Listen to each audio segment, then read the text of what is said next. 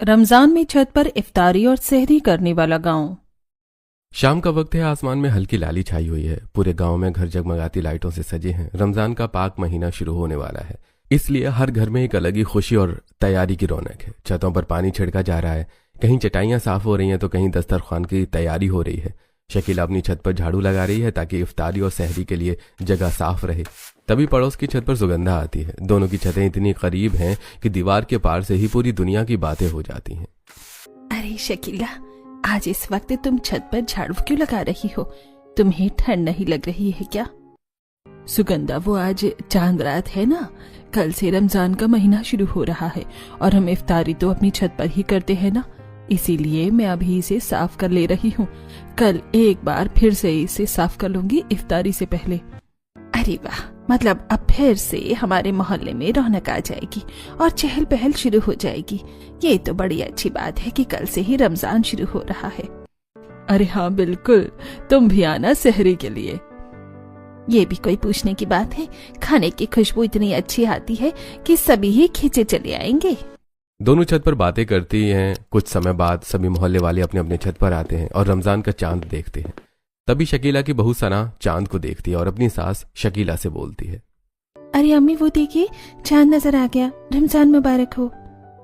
मुबारक हो बेटा, रहमतों का महीना शुरू हो गया।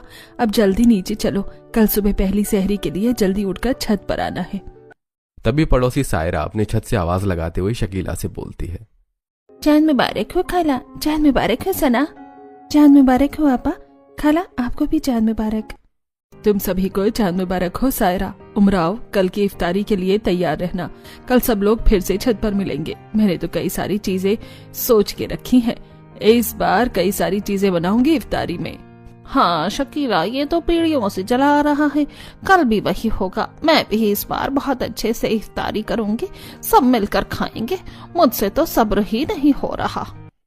सना नई नई निकाह करके मोहल्ले में आई होती है, इसलिए उसे छत वाली बात सुनकर थोड़ा अजीब लगता है, पर वो कुछ नहीं पूछती और सभी एक दूसरे को गले लगाते हैं और मुबारकबाद देते हैं। तभी थोड़ी देर बाद शकीला बोलती है, चलो चांद तो नजर आ गया, अब चलते हैं, सभी अपने अपने कमरे में आराम करते हैं।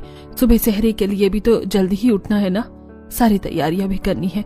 मुझे तो लगता है रात भर नींद ही नहीं आएगी। हाँ अम्मी, आप सही कह रही हैं। सभी कमरे में चलते हैं, सुबह जल्दी उठकर हमें सारे काम भी करने हैं सहरी के लिए। सभी अपने घरों में जाकर अपने कमरे में सो जाते हैं। सुबह सहरी का वक्त होता है और शकीला अपनी बहू सना के कमरे में जाकर उसे उठाती है। सना, उठ जा बेटा, सहरी का वक्त हो गया है, वरना सभी को सहरी के लिए देर हो जाएगी। सहरी का वक्त निकल रहा है।